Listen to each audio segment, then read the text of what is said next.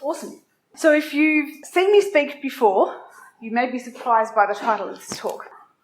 For the last couple of decades, I've been very pro goal setting, very much aware of how our minds think and work, and there's a lot that goal setting can do. But I recently went back to listen to a really old, well, here's something that's going to date me, a tape on a personal development tape. But this one was by a lady called Sharon Nuber. Some of you in the room may have heard the name, but she's actually a PA to somebody in the personal development arena.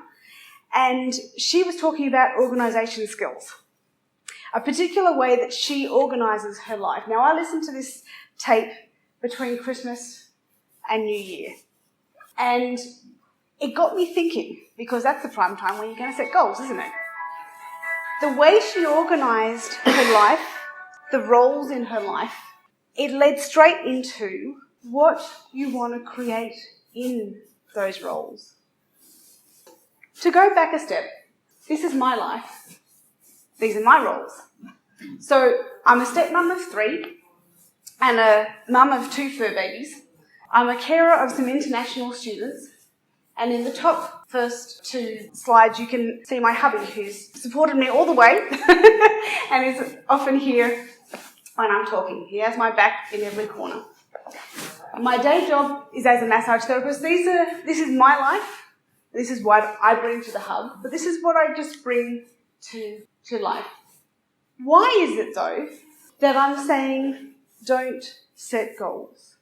I was gobsmacked when I listened to this tape and reflected on the different roles that I have in my life that I just went through.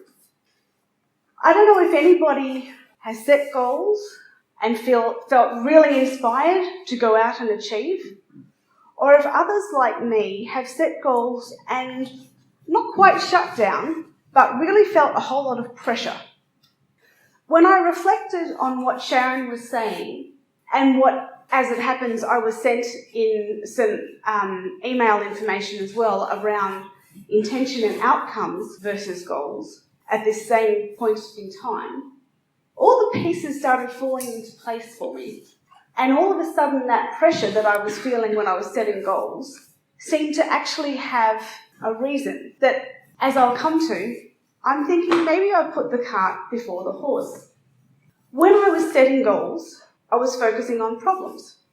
Anybody else find that when you set goals? You're trying to solve a problem? The issue with that is we get what we focus on. So if we're focusing on problems, what are we going to get more of?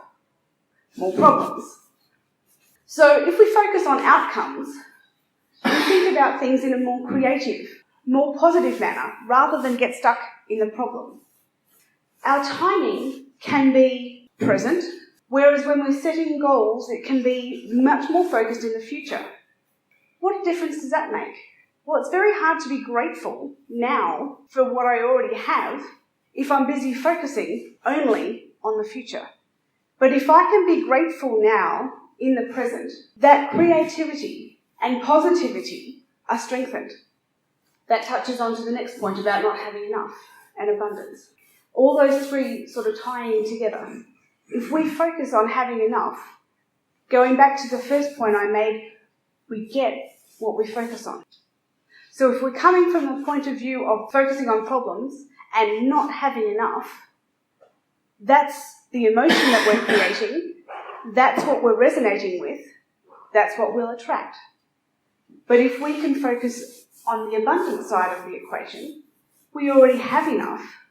We might like to be more, become more, have even more, but we are right now, today, enough.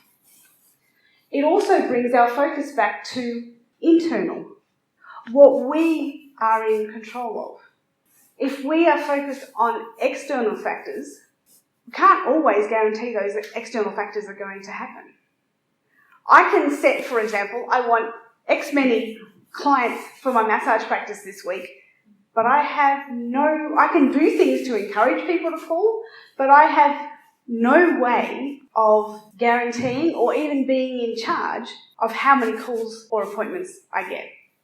What I can be in charge of is what I am creating for people to find when they come to me. What is it that I am, and you can feel the same, what is it for you in your world? What are you bringing to your roles in your workplace? What are you creating when a client or a colleague come for your expertise? What I found also was that by focusing on the intention and the outcome, my focus got broader. I wasn't just focusing on a number of clients, I was focusing on the whole package. What I found with my spouse, I don't know if anybody else has niggling moments when stress just gets too much and we start bickering. We were going through a patch of the bickering had started happening. By doing this, what I found was that I got back to my roots. I got back to my vision, my broader vision of the relationship that I was creating with my spouse. That's not something that I can put in a goal. It's an outcome that's much broader than a simple tick. And those ticks are often what motivates us when we sit in the goal side. We're looking at task completion, and goals for tasks are priceless. They are invaluable. They really help to focus your attention and make sure that the tasks that you need to get done are getting done. But it can become a transactional exercise, whereas with the outcomes and intentional focus, it's much more about values and relationships. It's a whole picture.